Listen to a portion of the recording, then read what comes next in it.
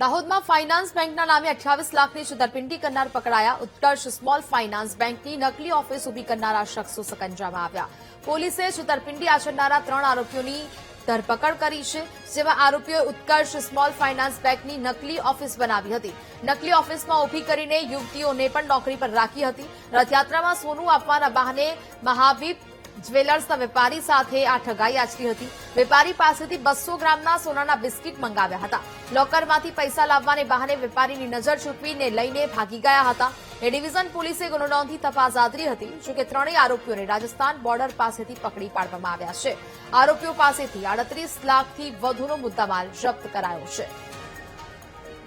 દિવસે જે સોની છે એ પોતે સોનું લઈ 200 ગ્રામ અને આરોપીની જે કથિત ઓફિસ કે જે ઉત્કર્ષ સ્મોલ ફાઇનાન્સ બેંકના નામે ઊભી કરી હતી, જે રાતોરાત ઊભી કરી હતી, ત્યાં પહોંચે છે.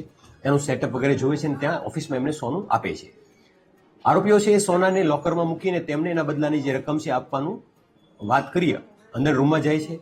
થોડી વાર બાદ એક બેગ આપે છે બહાર કે આમાં અડધા પૈસા છે, બાકીના પૈસા હું આપું છું એમ કે ફરી અંદર જાય છે. અને એ જે લોકર રૂમ હતો એની પાછળ એક એમણે દરવાજો બનાવ્યો હતો. એ ખાનગી દરવાજાનો ઉપયોગ કરી અને આરોપી ફરાર થઈ જાય છે અને કોઈ પણ પ્રકારના પૈસા આપતા નથી.